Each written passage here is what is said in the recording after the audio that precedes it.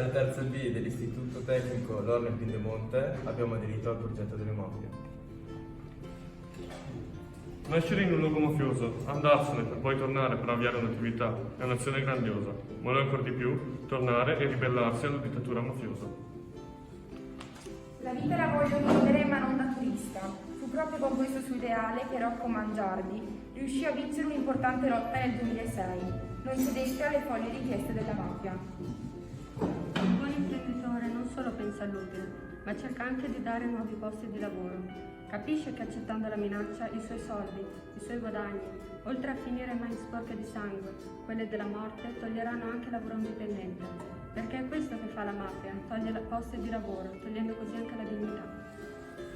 Anche se non sempre denunciare può sembrare la strada più semplice, oggi ho capito che è sempre quella corretta. Il signor Rocco Mangiardi afferma che avrebbe il coraggio di denunciarvi altre 1000 volte. L'incontro con Rocco è stato il più coinvolgente e sentito, perché un giorno potrebbe accadere anche a noi e dobbiamo ricordarci di chi come lui ha lottato e cercare di fare le stesse scelte senza paura. Ho ammirato molto le sue parole. Lo Stato non c'è dove i cittadini non ci sono, per insegnarci che dobbiamo essere noi cittadini a batterci per la nostra libertà e la nostra vita. Ma non possiamo cambiare il paese senza cambiare noi stessi. Perché, come dice anche una statistica pakistana, la vita degli esseri umani è come una grande nave. Se la teniamo ormeggiata al porto non serve a nulla, deve andare in mezzo al mare. Allo stesso modo, non dobbiamo avere paura di combattere la criminalità.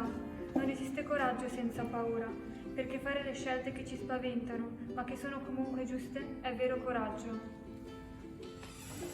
Così si sente l'uomo che scrive il verso, come il filo d'erba. Non ha paura di quello che accadrà, ma di quello che in vita per gli altri e per se stesso non è riuscito a fare.